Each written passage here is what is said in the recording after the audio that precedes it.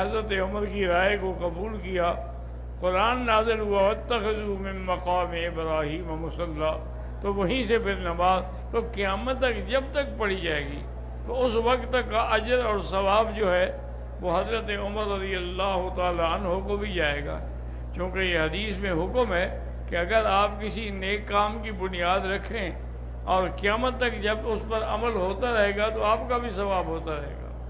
اسی طرح اگر آپ نے کسی برائی والی چیز کی بنیاد رکھی ہے تو قیامت تک پھر اس کا عذاب جو ہے وہ آپ کو بھی ہوتا رہے گا۔ تو اس لیے ہمیشہ احتیاط سے آدمی کو قدم اٹھانا چاہیے۔ حضرت امیر المومنین عمر رضی اللہ تعالی عنہ غزوہ تبوک کے موقع پر اتنا شدت کی کمزوری اور ہر چیز ختم ہو گئی کہ اس کو جیش الاسرہ کہا جاتا ہے کہ کھانے کا کچھ نہیں رہا۔ تو صحابہ نے آ کے حضور پاک سے پوچھا کہ یا رسول اللہ اور تو کچھ ہے نہیں، ہمارے اپنے سواریوں کے اونٹ ہیں، اگر اجازت دیں ان کو ذبح کر کے ہم کھایا کریں۔ تو حضور نے فرمایا کہ ہاں مجبوری میں جائز ہے۔ حضرت عمر کو پتہ لگا، دوڑ کے آ گئے، کہ یا رسول اللہ کیا کر رہے ہیں؟ بالکل سواریوں کے اونٹوں کو ذبح نہ کریں، اگر یہ اونٹ بھی ختم ہو گئے تو ہم سواری کس بات پہ کریں گے؟ اتنا دور کا سفر ہے، کیسے جائیں گے اور دشمن کے مقابلے پر کیسے کھڑے ہوں گے؟ آپ مہربانی کریں، تمام چیزیں دسترخوان پہ جمع کرا کے دعا کر دیں، اللہ پوری کر دے گا۔ تو حضور پاک نے حکم دیا اور صحابہ کے پاس جو کچھ بھی تھا، کسی کے پاس کھجور تھی، کسی کے پاس کچھ تھا، سارا دسترخوان بچھا دیا، اس پر رکھتے گئے۔ حضور پاک نے آخر میں دعا کی اور اس کے بعد پھر اتنا بڑا لشکر کھاتا رہا، لے بھی گیا، اپنے جھولیوں میں بھی رکھا، لیکن الحمدللہ وہ ختم نہیں ہوا۔ لیکن یہ تجویز دینے والے جو تھے وہ بھی حضرت عمر تھے رضی اللہ تعالی عنہ وارضاہ۔ اسی طرح حضرت عمر غیرت ایمانی میں بھی بڑے مضبوط تھے، آپ سے کوئی چھوٹی سی بات بھی برداشت نہیں ہوتی تھی۔ حضور صلی اللہ علیہ وسلم عبداللہ ابن ابی یہ رئیس المنافقین ہے، منافقوں کا سردار ہے، اس نے تمام اسلام کو نقصان پہنچانے کے لیے ہر جگہ تخریب کاری کی۔ اس کے موت کا وقت آیا تو حضور صلی اللہ علیہ وسلم جنازہ پڑھانے کے لیے تشریف لے آئے۔ تو حضرت عمر نے کہا کہ میرا تو خون کھول گیا کہ اس منافق کا جنازہ حضور پڑھائیں اور اس کے لیے دعا کریں کہ اللہم اغفر لحینا و میتنا، یہ تو بخشا جائے گا۔ جب حضور کی دعا ہو جائے گی تو یہ تو پھر بخشا گیا۔ تو میں نے عرض کیا کہ یا رسول اللہ تو صلی اللہ علیہ اس پر جنازہ نہ پڑھیں، یہ وہ منافق ہے جس نے بی بی عائشہ پہ تہمت لگائی، یہ وہ منافق ہے جس نے جنگ احد کے موقع پر اپنی جماعت کو ہٹا لیا اور ہماری شکست کا سبب بنا، اس پر آپ جنازہ پڑھنے کے تشریف لائے ہیں۔ حضور نے فرمایا عمر میں نے اس کے بیٹے کو کہہ دیا تھا کہ میں جنازہ پڑھاؤں گا، تو اب میں اپنی زبان سے تو نہیں پھر سکتا، میں تو پھر اپنی زبان پر قائم رہوں گا، جنازہ پڑھاؤں گا۔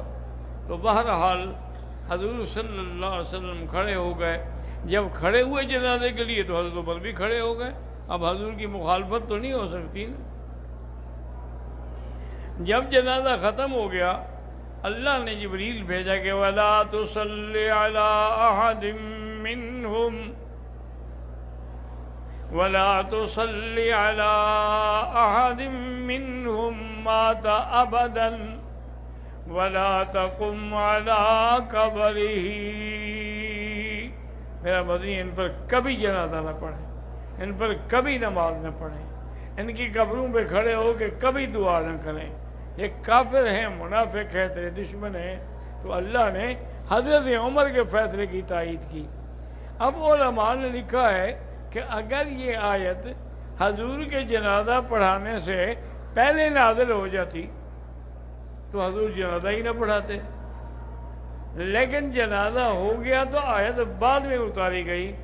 تو اہل اللہ نے علماء حق نے تحقیق کی اور نے کہا اس کی وجہ یہ تھی کہ اگر پہلے منع کر دیتے تو پھر بات عمر کی رہ جاتی، حضور کی بات پیچھے رہ جاتی، اللہ نے اپنے نبی کی بات پوری ہونے دی اور اس کے بعد آئندہ کے لیے فیصلہ فرما دیا کہ اب آئندہ کبھی ان کا جنازہ نہ پڑھا جائے۔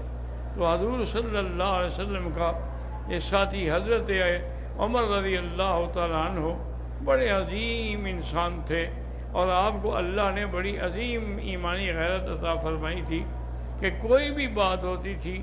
ایک دن حضور صلی اللہ علیہ وسلم تخلیق انسانی پر اپنا باز فرما رہے تھے کہ انسان کو اللہ نے پیدا کیا ہے، تو ثم خلقنا النطفة علقة فخلقنا العلقة مضغة وخلقنا المضغة عظاما وقصونا العظام لحما ثم انشأناه خلقا آخر، کہ پہلے ایک لتھڑا ہوتا ہے، پھر مضغہ ہوتا ہے، پھر اس ہڈیوں پر گوشت چڑھایا جاتا ہے، پھر روح پھونکی جاتی ہے۔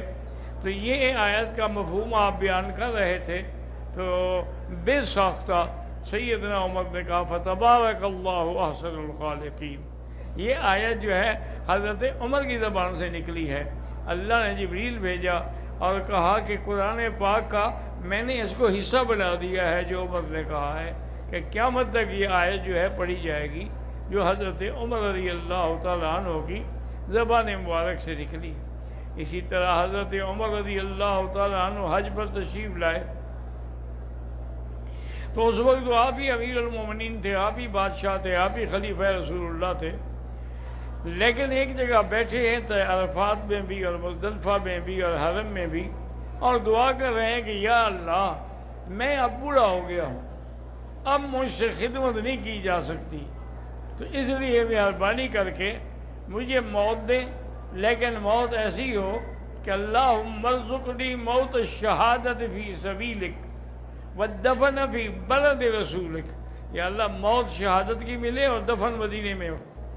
یہ حضرت دعا بار بار دعا مانگ رہے ہیں، چونکہ حضرت عمر رضی اللہ تعالی عنہ کی تو بڑی دور رس نظر ہوتی تھی، تو آپ یہ دعا مانگتے رہے، اور جب مدینہ منورہ میں تشریف لے آئے تو آپ کو کچھ تکلیف بھی تھی، اور ایک آدمی تھا جو حضور کی خدمت میں آیا، اس کا نام تھا ابو لولو فیروز مجوسی۔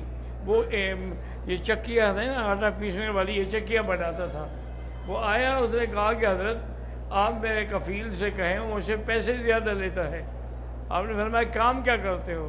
انہوں نے کہا جی میں چکیاں بناتا۔ کہا بھی پھر یہ تو بڑا کام ہے، اس میں تو آپ زیادہ کماتے ہیں، وہ اگر آپ سے کچھ لیتا ہے مزدوری تو ٹھیک کرتا ہے، تو آپ ایسا کرو کہ مجھے بھی ایک چکی بنا دو۔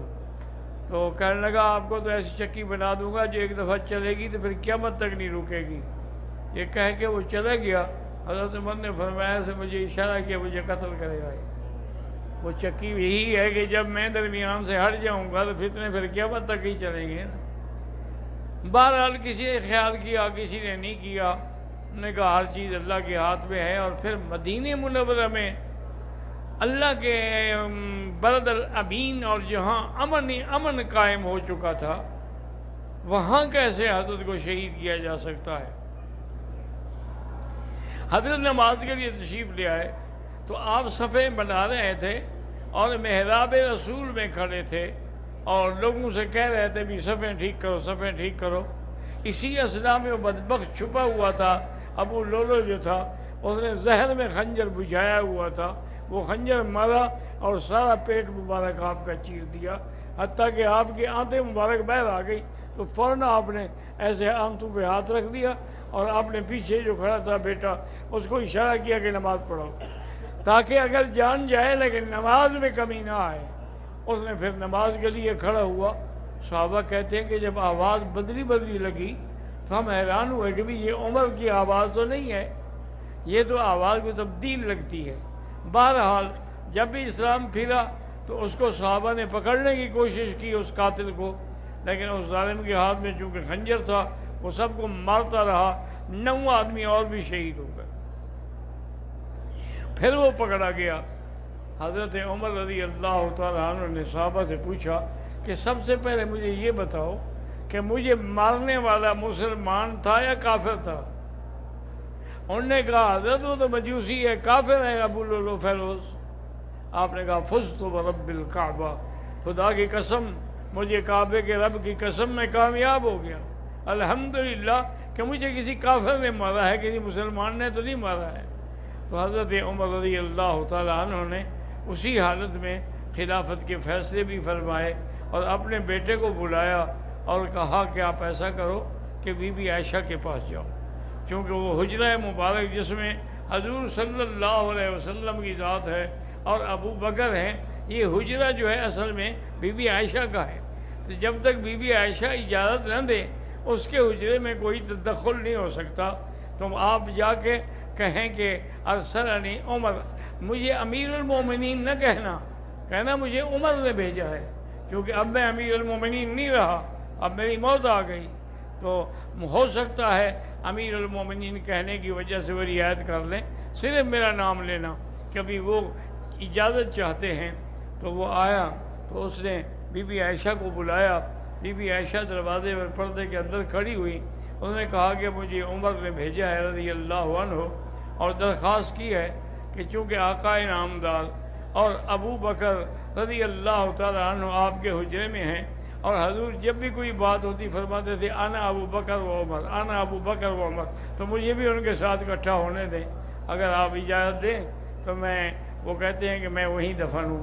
تو بی بی رونے لگ گئی، انہوں نے کہا میں نے جگہ تو اپنے لیے رکھی تھی، لیکن عمر کا حق ہم سب پر زیادہ ہے، لہذا میں اجازت دیتی ہوں آپ حضرت عمر رضی اللہ عنہ کو حضور کے روضہ مبارک میں دفن کریں۔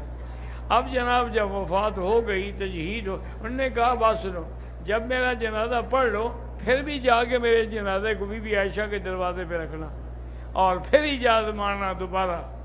چونکہ موت کے بعد ان کو یقین ہو گیا کہ اب میں موت آ گئی مجھے، اب اجازت دیں تو مجھے دفن کرنا، اجازت نہ دیں تو دفن نہ کرنا۔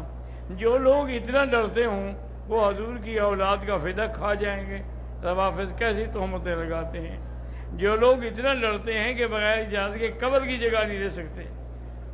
تو بہرحال اللہ تبارک و تعالیٰ نے حضرت عمر رضی اللہ تعالیٰ عنہ کی یہ دعا جو تھی وہ قبول فرمائی، حتیٰ کہ بعض علماء تو یہ کہتے ہیں کہ اس دعا کو بھی وظیفہ سمجھو، جب موقع ملے یہی دعا کیا کرو کہ اللہم ارزقنی موت الشہادت فی سبیلک والدفن فی بلد رسولک۔ تو اللہ تبارک و تعالیٰ قادر ہیں، جیسے ان کی دعا منظور ہو گئی ہم میں سے بھی کسی کی دعا کو جو ہے وہ منظور فرما لے۔ تو اللہ پاک آپ کو اور مجھے بھی صحیح طریقے پہ راستے پہ چلنے کی توفیق دے۔ وآخر دعوانا ان الحمد للہ رب العالمین۔